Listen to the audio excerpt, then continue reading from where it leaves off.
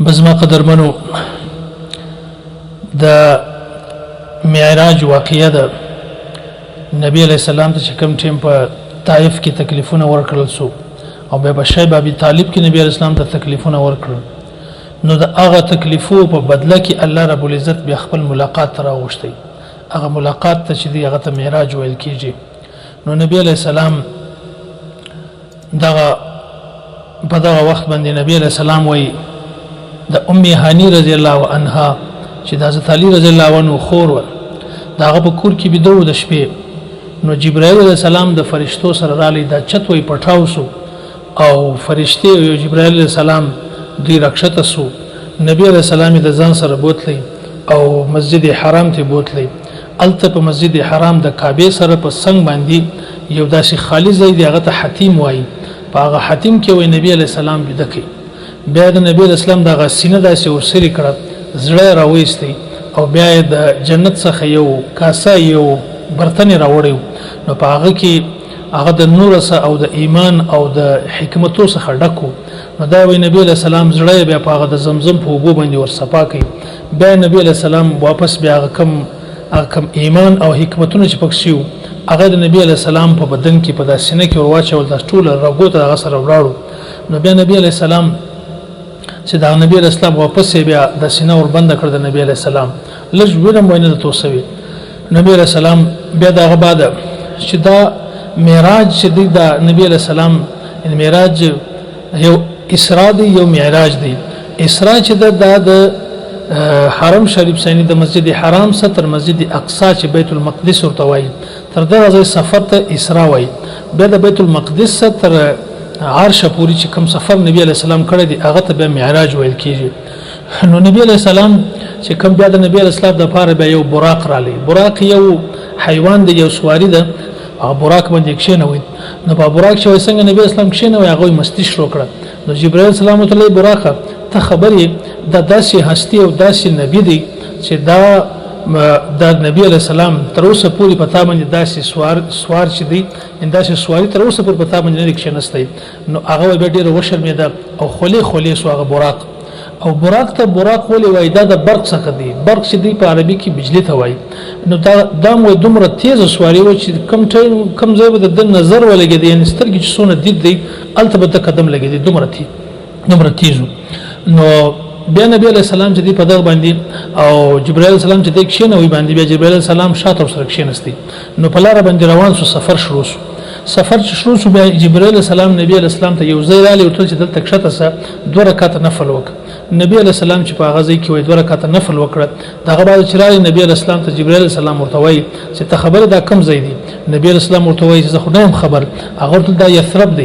یثرب د مدینه زوړ نوم دی چې دلته بیا ته هجرت کړې نبی علیہ السلام ته ډیر خرماوي وي نو بیا سفر شروع شو بیا روانو بیا یو ځای رالی جبرائیل السلام ته چې دښته د 2 رکعات نفل وکړه بیا 2 رکعات نفل وکړه داغه بعد وای بیا زرا عالم بیا کښینستم نو درته دا کم ځای دی وای ما علمي ظاهر کړ وای درته چې دا وادي سینا ده ته هغه ځای دی چې موسی علیہ السلام د الله پاک سره خبرې کړې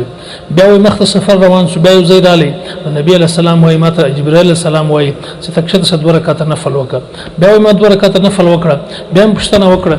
چې دا د شعیب علیہ السلام ځای دی مدین دی کوم ځای چې شعیب علیہ السلام اوسېدی بیا سفر شروع شو بیا وای سلام ځای چې بیا جبرائیل السلام ماته ول چې دښته 2 رکعات نفل وکړه ما چلته نفل وکړه بیا چې پښتنه وکړه ماته وول چې دا بیت اللحم دی مقام اللحم د هغه ځای دی چې عیسی علیہ السلام دلته پیدا شوی دی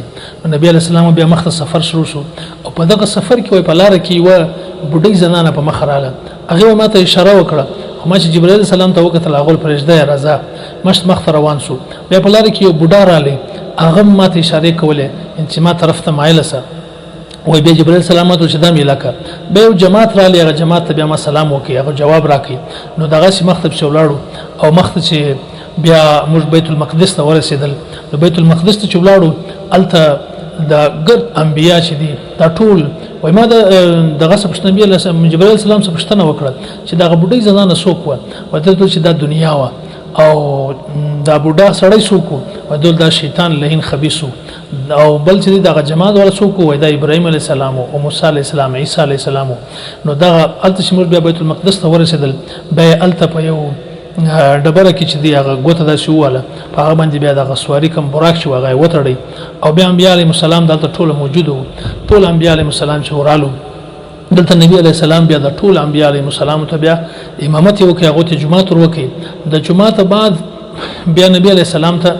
3 دانې پیالې پېښ شوې په هغه پیالو په یو پیاله کې چې و شراب و په بل پیاله کې اوبه وې په بل کې شیدې وې نبی علیه السلام وایي هغه د شیدو والا پیاله راواخیسته نو ده ته دا وویل شو چې تا ډېر ښه وکړه تا که چیرې د شرابو پیاله اخیستې وه نو ستا امت به ټول ګمراه سوی و او که د اوبو پیاله در اخیستې وه نو ستا امت به د اوبو په عذاب باندې غرق سوی و نو تا د شیدو پیاله واخیسته دا د فطرت دین دی واخیستی لہذا ستا امت چې دی هغه به ډېر یعنی په مخ او ډېر بهترینه به وي نبی علیہ السلام چې اوس بیا سفر چې شروع کېدی د بیا خو دویم سفر شروع شو نو د براق یو دلې پرېږدوي نو د نبی علیہ السلام دپاره یو قسم زینې او سیړۍ راکښته سوې نو سیړیانې خو دغه نه دی بیان کړی چې څنګه سیړیانې وي یعنې داسې سیړیان لکه نن سبا چې اوس دغه لفټ دی داسې نبی علیہ السلام په دغه سیړیانو کې جبرائیل السلام ورسره دی په دغه سیړۍ چې دی پورته سوې لکه دا په کراچي کې په کراچي ایرپورټ کې چې کوم سیړیانې دي هغه باندې چې ودرېږي په خپله باندې بس پورته کېږي خپله بس ته ځمه په خپله باندې پورته کېږي نو دا سیړۍ چې دی بس په هغه کې نبی علیه السلام چې دی په هغه سیړیانو باندې پورته شو اول اسمان ته ورغلی اول اسمان چې دروازه یې وټکوله جبرائیل السلام هغه پوښتنه وکړه هغه فرشته چې کومه په دروازې باندې ماموره وه اول اسمان هغه پوښتنه وکړه چې څوک دی ته جبرائیل یم وایي څوک در سره دی وایي محمد صلی الله علیه وسلم را سره دی وایي هغه څنګه خپل راغلی دی که راغوښتل سوی دی جبرائیل اسلام چې هغه الله راغوښتی د الله ملاقات ته روان دی نو بیا وایي هغه لاره دروازه ور خلاصه کړه هلته اول ملاقات د آدم علیه السلام سره وشو دغه بعد بیا نبی علیه السلام چې بیا مخته روان شو دویم اسمان ته په دویم اسمان کې نبی علیه السلام بیا هغسې فرشتې چې دی هغه دروازه دیر وټکوله فرشتې بیا ول بیا د عیسی علیه السلام او د یحیی علیه السلام سره ملاقات وشو دغه بعد بیا دریم اسمان ته چې ولاړی په دریم اسمان کې بیا د یوسف علیه السلام ادریس علیه السلام سره ملاقات وشو بیا په څلورم اسمان کې بیا د یوسف علیه السلام سره ملاقات وشو او بیا دغسې په پنځم اسمان کې بیا د هارون علیه السلام سره ملاقات وشو او په شپږم اسمان کې بیا د موسی علیه السلام سره ملاقات وشو او په آخري اووم اسمان کې چې دی هلته بیا یو سپین ږیری ناست و چې هغه ابراهیم علیه السلام و بیا د هغه سره ملاقات وشو د هغه ملاقات بعد بس بیا نبی علیه السلام وایي ما سدرة المنتهی ته موږ ورسېدل دلته جبرائیل علیه السلام ما ته وویل چې بس زما او ستا ملاقات چې ترابه ده یعنی ملګري چې د هغه بس مخته نسي کېدلی مخته زه لږ هم نسم تللی زما وزرونه چې د هغه سوځي مخته زما سفر نشي کېدلی نو سدرة المنتهی بیا دې ته وایي سدره په عربي کې د بیرې درخت ته وایي او منتهی بیا چې ته وایي اختتام نو دغه د بالای چې کومې فرشتې چې کوم د الله حکمونه راوړي هغه بس دلته بس دغه اختتام یې دغه سدرة المنتهی ده د دې ځای څخه بیا د نورې فرشتې چې د هغه لاندې راوړي او د لاندې فرشتې چې بیا کوم د انسانانو اعمال ووسي عملونه ووسي هغه بیا تر سدرة المنتهی پورې ورغلي د هغه بعد بیا نورې فرشتې پسې وړي دلته سدرة المنتهی وایي اخري ځای دغه دی د دې بعد نبی اسلام بیا ولاړی مخته نبی اسلام چې دی بیا نبی اسلام ته بیا یو داسې د یو تخت رقم غرالی نبی اسلام د الله ملاقات ولاړی د الله ملاقات شورلی د الله په سجده کې د الله ته په سجده باندې پریوتی نو الله رب العزت چې تا خو بشک الله پاک علیم دی فرض خبر دی ورته ته ما ته سره وړو نو نبی اسلام ورته ویل چې الله ما تاته التحيات لله والصلوات والطيبات دا ما التحيات لله زما ټول زبانی قولی عبادتونه چې دغه صرف الله لره دي والصلوات او ټول بدنی عبادتونه چې هغه الله لره دي او والطيبات او ټول مالی عبادتونه چې هغه صرف الله لره دي نو ما دغه ته راوړي دي الله رب العزت په بدله کې ته ول السلام علیک ایها النبی سلامتی دی په تا باندې اے نبی دا چې نبی اسلام ته الله رب العزت دغه توفور کړه به نبی اسلام ورته وایي السلام علینا وعلى عباد الله الصالحین یعنی په موږ باندې دیم سلامتی وي او په د الله په نیک بندگانو باندې دیم سلامتی وي په د علینا کې نبی اسلام خپل ګناګار امت چې دی هغه په دې کې یاد کړي بیا الله رب العزت چې دی نبی اسلام ته درې توفیق ورکړي یو توفیق خدا ورکړي نبی اسلام ته چې لمونځ ورکړي او دویم توفیق دا ورکړي چې د سوره بقره چې کوم اخیری آیتونه دي امن الرسول دغه الله رب العزت د ورکړي او بل دا ورته چې ستا امت چې کوم دی نبی اسلام چې زما امت بسکی په ما خو سلامتی د زما امت بسکی التم د نبی اسلام د امت په یادو نو نبی اسلام الله رب العزت ورته چې ستا هر امتی چې هغه شرک نه کړي هغه به ټول زه معاف کړم. یعنی قسم سزا په جهنم کې ملاوي شي خو بیرته به هم جنت ته خامخا راځي، جنت ته به واپس راځي. او که شرک کړی وي هغه چې دی هغه بیا نه معافومه. نو دلته من الله رب العزت د امت لپاره د نبی اسلام خپل د امت لپاره دغه طلب ځین وکړي. نو په دې وجه نبی اسلام بیا چې نبی اسلام ته اول د واره 50 منځونه الله پاک ورکړ. دوی خوشاله و چې روانو چې علی موسی علیه السلام سره ملاقات وشو. موسی علیه السلام ټول څول منځونه درکړل 50. وای ما بني اسرائیل چې دغه ما تجربه کړې دا به نه وکي زما د امت صرف دول منځونه و هغه ما غوسم نسوي کولای ستغه 50 دي ته ورسره د الله رب العزت صبر ته عرض وکړي چې دا سره کم کی. نبی اسلام لاړې بیا 15 کم کړ بیا واپس را علی موسی اسلام ته چې نور کم کړ بیا واپس ورلی بیا کم کړ اخر 15 تر ورسېدل. 15 راوسه موسی اسلام ټول دام ډیر دي ټول بس اوس د الله سماته حیا راځي شرم راځي بس نسم مرتبه بس دغه 15 صحیح دي. نو بیا نبی اسلام واپس را علی او نبی اسلام چې را علی بس بیا خپل براق دلته بیت المقدس ته کې ولاړو بس هغه باندې بیا نبی اسلام واپس را علی کوړه او سار چې صبح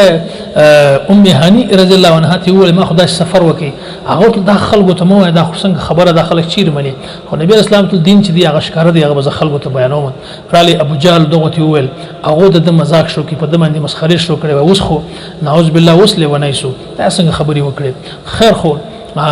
دوی دغه ابو بکر صدیق رضی الله چې دا یو سړی دا خبره کوي هغه دا وایي چې زه په شپه کې ما دومره زیات سفر وکي جنت مې ولې جهنم مې ولې او اسمانو ته ولاړم ته څه وایې دور ټول کته وایي یا زه وایم یا بل وایي خو هغه نه دي حق نه دي که چیرې محمد صلی الله علیه وسلم وایي نو دا حق سچ دی. تر دې هم د زیات خبرې نور د اسمانو کوم خبرې چې هغه مسلمانانه